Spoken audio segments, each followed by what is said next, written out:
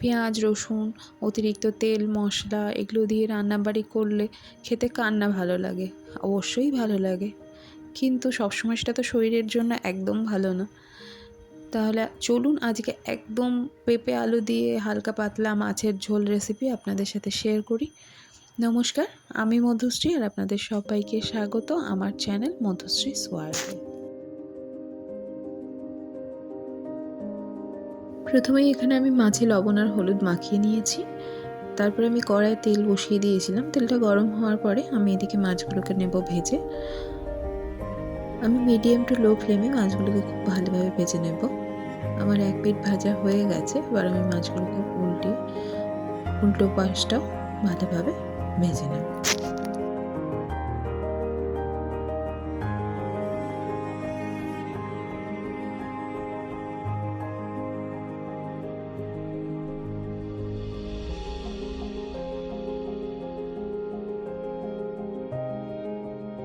মাছের দুপাশই আমি ভালোভাবে ভেজে নিয়েছি। এবার মাছগুলোকে তুলে নিয়ে ওই তেলেই আমি দিয়ে দিচ্ছি হাফ চামচ জিরে ফোড়ন, আর দিয়ে দিচ্ছি একটা টমেটো আর দুটো কাঁচা লঙ্কা ফোড়ন। টমেটো আর কাঁচা লঙ্কাটাকে খুব ভালোভাবে নাড়িয়ে নিয়ে আমি কেটে রাখা পেঁপে আর আলুটা দিয়ে দেব। আমি এখানে পেঁপে আর আলুটাকে লম্বা লম্বা করে কেটে নিয়েছি।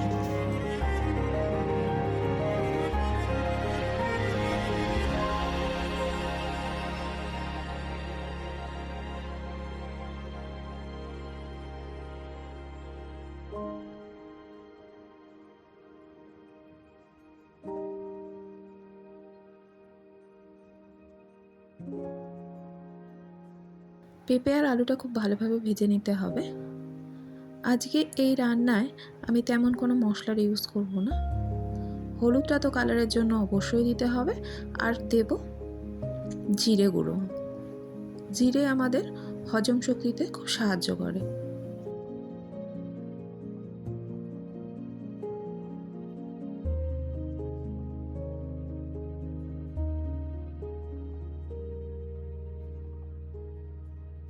এখানে আমি দিয়ে দিয়েছি হাফ চামচ হলুদ গুঁড়ো। হলুদটাকে আলু আর পেঁপের সাথে খুব ভালোভাবে মিশিয়ে নেওয়ার পরে আমি এখানে দিয়ে দিলাম এক চামচ জিরে গুঁড়ো, আর দিয়ে দিলাম এক চামচ লবণ, আর খুব সামান্য চিনি টেস্টটাকে ব্যালেন্স করার জন্য। দিয়ে আবার সব কিছু আমি ভালোভাবে মিশিয়ে নেব।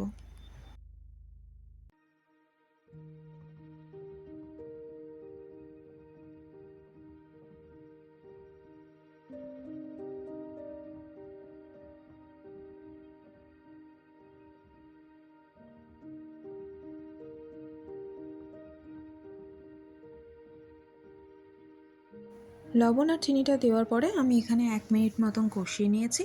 তারপরে এখানে ঝোলের জন্য আমি দিয়ে দিলাম গরম জল।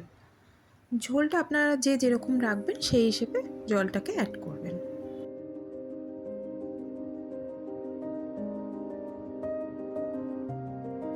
ঝোলটা যখন খুব ভালোভাবে ফুটতে শুরু করে দেবে তখন আমি ঢাকা দিয়ে ফ্লেমটাকে লো করে 5 মিনিটের জন্য রান্না হতে দেব, যাতে আলু আর পেঁপেটা ভালোভাবে সেদ্ধ হয়ে যায়।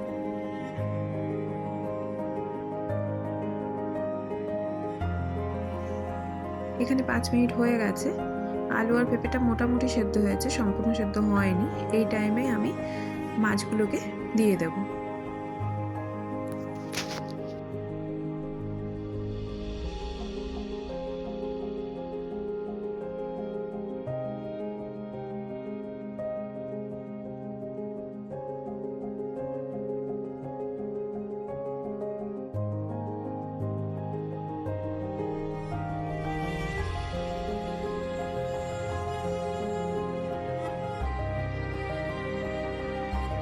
সব কিছু ভালোভাবে মিশিয়ে নিয়ে আবার আমি ঢাকা দিয়ে লো ফ্লেমে 2 মিনিটের জন্য রান্না হতে দেব। 2 মিনিট হয়ে গেছে, এখানে রান্নাটাও কমপ্লিট।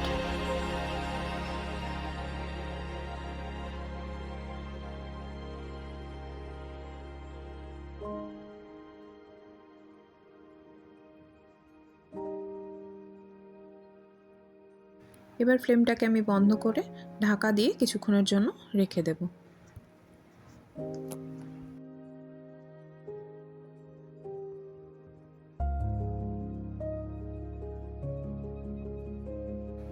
এখানে আমি সার্ভ করে নিয়েছি।